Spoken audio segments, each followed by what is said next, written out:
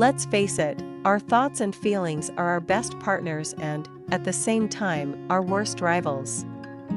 Every one of us experiences moments when our brain has a mind of its own, making it necessary to deal with all sorts of complex thoughts and feelings. Negative feelings can be about us, others, our circumstances, the world in general, the past, and the future. Situations and other people's interactions with us can cause and reinforce emotional states such as distress, low self-esteem, personality hatred, depression, and anxiety.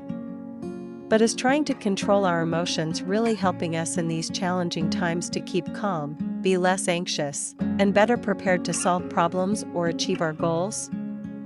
I think not, and I believe that the many, often well-intentioned, control strategies not only don't help but can worsen your situation. For example, a common advice is to challenge your mind to stop your destructive thoughts and feelings. The goal is by eliminating pessimistic feelings through various exercises, you will have more positive moods, self-confidence, a more positive lifestyle, and healthier relationships. For example, instead of saying, "I'm so bad with people that it's my fault, I don't have a girlfriend," say, "I haven't found love yet, because I haven't met anyone who's right for me." Another common piece of advice is to temporarily distract yourself from your thought process with another task, go for a walk, watch a funny movie, or call a friend, or with positive self-talk like be happy for a few things that you can always take for granted. Or how about meditation? Over the years, for more and more people, meditation has become the go-to method to try to calm their minds and regain hold of their emotions. This all sounds very plausible, doesn't it? But is it possible to replace pessimistic feelings with positive ones by questioning them or improve your mood by distraction? Can understand where all this well-meaning advice is coming from. It's indeed a problem that we tend to look at our destructive thoughts and emotions as evidence of the truth about ourselves or our circumstances. For example, I feel terrible, so I must have done something wrong. Or, I feel so negative that I must be a bad person. Don't get me wrong. Distracting yourself from your headspace with a good movie or a walk in the fresh air may sometimes be exactly the right thing to do. However, the key question about how we respond most effectively to our difficult, internal experiences is whether our actions will help us in the long run, not just provide short-term relief. Think about how many of these methods, like challenging your thoughts or distracting yourself from your internal struggle, relieve you of your pain in the short term, but keep you stuck or make your life worse in the long term. None, a few, most, or maybe even all? Take your time and think about it thoroughly. If they really help you, then that's great.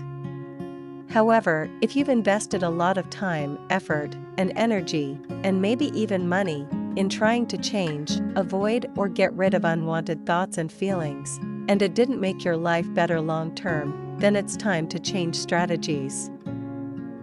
Many people believe that happiness is our natural state. But that's not the case.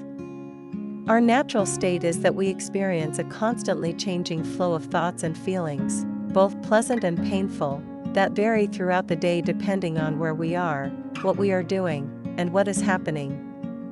You can compare your feelings and sensations to the weather, they constantly change from moment to moment. So if we want to live a fulfilled life, we actually need to feel the full range of human emotions, the pleasant ones, like love, joy, and curiosity, and the painful ones, like sadness, anger, and fear. All these emotions are a normal, natural part of being human. The key is to learn to let your emotions come and go without holding on to them, rather than suppressing them when you don't want them. And here is how to do it. First, let's consider what thoughts and feelings actually are. They are nothing more than mere words and ideas that your mind conjures up. Of course, you can, but you don't have to accept these ideas as the plain truth. The decision is yours. Therefore, learning to open up, create space and take them as they are, and only follow them if they're helpful to you, is a necessary first step. The benefit of such an accepting approach towards your challenging inner experiences is that it ends your internal struggle and saves a lot of energy, which you can use to do what's truly important to you.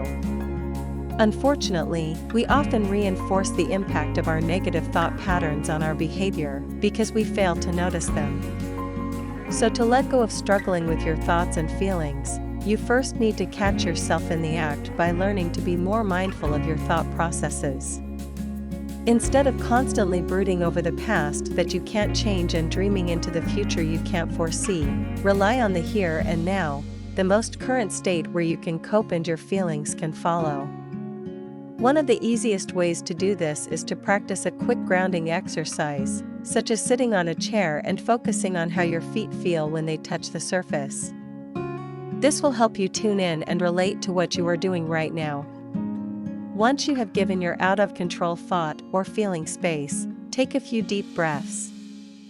Focusing on your breathing helps you detach from what's happening in your mind. Don't try to control your thoughts and emotions, but observe them as they occur without judging them.